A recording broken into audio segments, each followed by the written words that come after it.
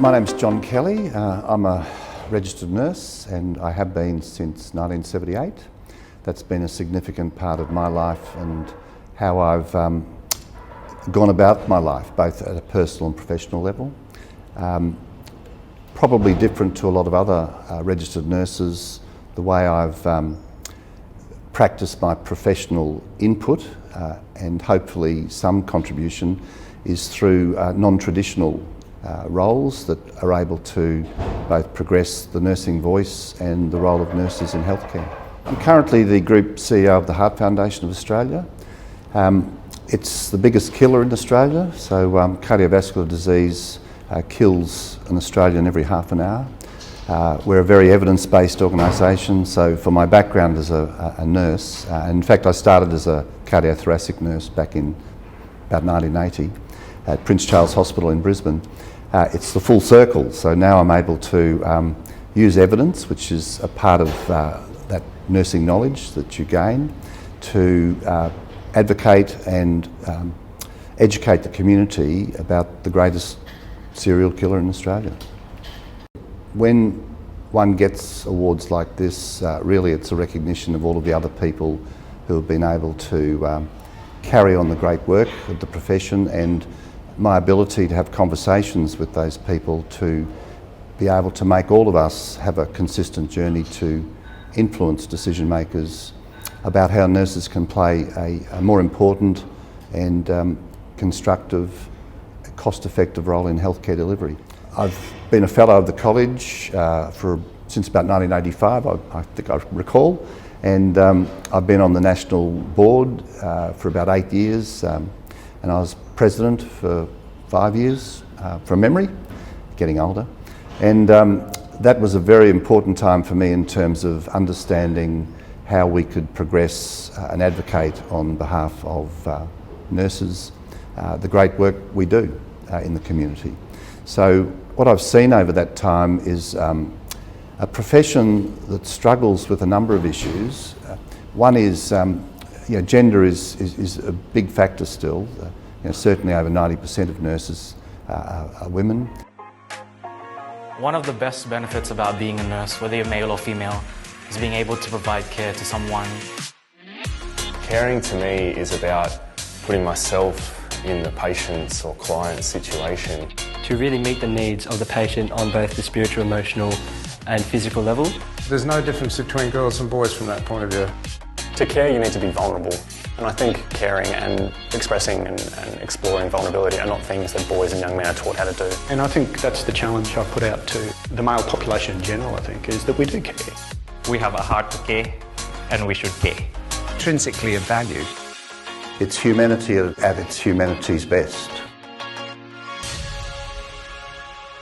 Women still play a very important but complex role in respect of being the primary managers still today of families and also pursuing professional paths.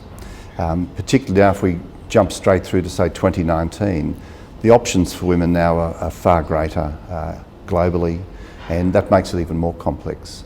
If you add that to the complexity of economic models where women often change from part-time to full-time as the economic cycle gets better and worse, that makes it more difficult for nurses, brackets being predominantly still a female-dominated profession, to commit to that professional involvement and what that means in terms of developing relationships, both within nursing, within healthcare and in the broader community.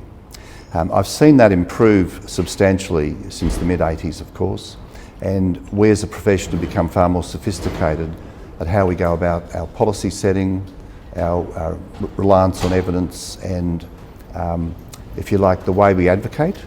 I think we've now moved from P-plate or L-plates to P-plates, so there's plenty of room for improvement.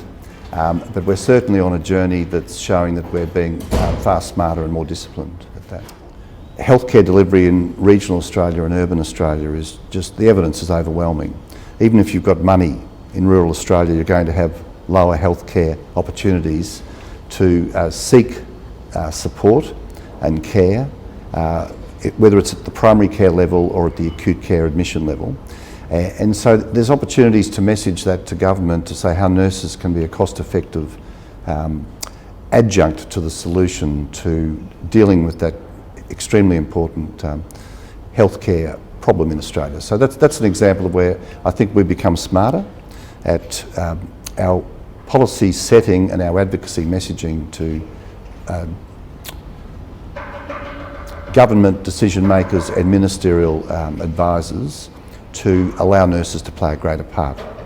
Other areas about scope of practice, what nurses can do, where there might be in the past political turf wars between, say, the doctors and nurses, and we've become better at working with doctors so that they understand where we can play a role that isn't threatening for them. It's parallel and complementary.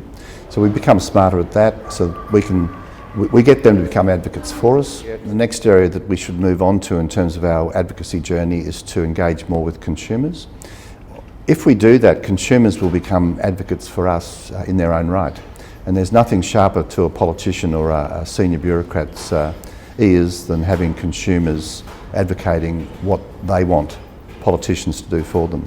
Our evidence as a profession is overwhelming about what we can do from a cost-effective perspective in terms of healthcare support and delivery.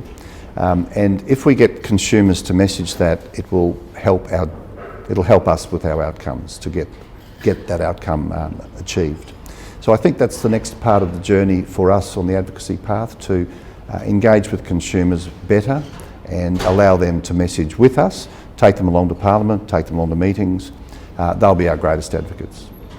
In terms of cardiovascular disease, we're looking to see how we engage more with consumers. We've found that if we can take consumers, given it's the greatest killer of Australians, along to meetings of decision makers, they solve our job for us. So we find that we're there just to support the messaging of the consumer. It's just so powerful. They give life examples that are really meaningful, they're listened to, they have an effect with the decision maker, and we achieve our outcomes far more easily. I think the greatest opportunity for the profession now is it comes out of the greatest problem that we have in the community, and it's the effects of chronic disease. 30% of adult Australians are overweight or obese.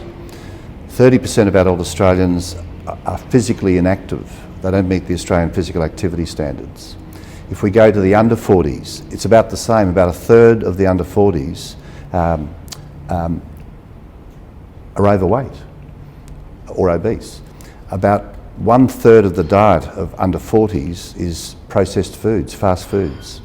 The opportunities for nurses to be a cost-effective facilitator of reducing that chronic disease burden is fantastic. It's a great opportunity for the profession, but tied into that, we have to get the consumer to be our advocate. So consumer engagement in the messaging is extremely important, and it should be one of our priorities over the next 5 years.